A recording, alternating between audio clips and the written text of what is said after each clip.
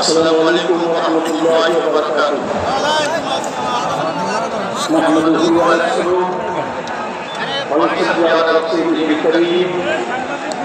আম্মা বা'দ। আউযু বিল্লাহি মিনাশ শাইতানির রাজীম। বিসমিল্লাহির রাহমানির রাহিম। আকিমুদ্দীন ওয়া লা তাতাফাররাকু।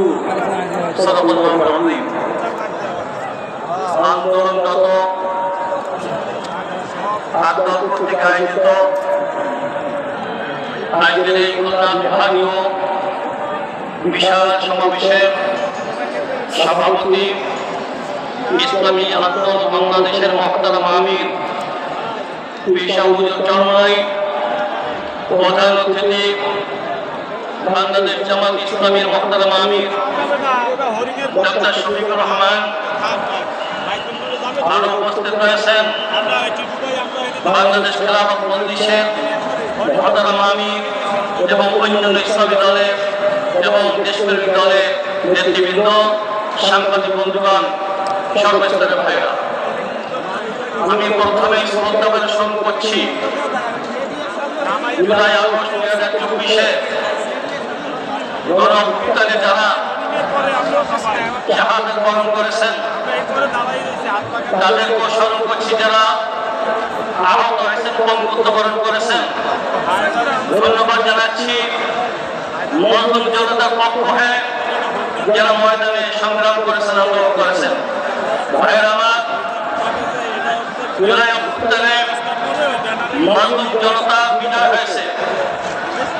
পরবর্তী বিজয় এদেশের মজলুম জনতা সিদ্ধান্ত নিয়েছে তারা কখনো বাতিলের সঙ্গে আপোষ করবে না, তারা কখনো জালেমের সহযোগী হবে না।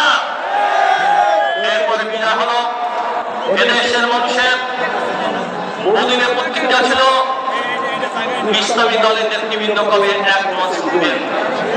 তাদের আশা ছিল আমরা দেখতে চাই ইসলামী আন্দোলন বাংলাদেশের মহতারাম আমির বিশাউদ যে মঞ্চে থাকবে সেই মঞ্চে থাকবেন বাংলাদেশ জামাত ইসলামের আমির, সেই মঞ্চে থাকবেন আল্লামা মামুনুল হক, সেই মঞ্চে থাকবেন খেলাফত মজলিসের আমির সহ নেতৃবৃন্দ, সেই মঞ্চে থাকবেন খেলাফত আন্দোলনের নেতৃবৃন্দ, আন্দোলনের নেতৃবৃন্দ। আলহামদুলিল্লাহ, জনগণের প্রত্যাশা পূর্ণ হয়েছে, আমাদের দ্বিতীয় বিজয়।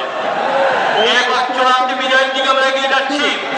সারা দেশে যে গণজোয়ার গণস্রোত শুরু হয়েছে, আশা করি বাংলাদেশের রাজনৈতিক পরিবর্তন হবে ইনশাআল্লাহ।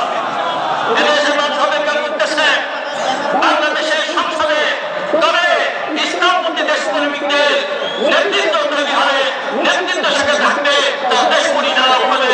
আলহামদুলিল্লাহ, আমরা দেখছি ইনশাআল্লাহ বেশি দিন নয়, বাংলাদেশের সংসদে ইনশাআল্লাহ মানবতার পক্ষে কথা বলার মতো পরিবেশ হবে ইনশাআল্লাহ।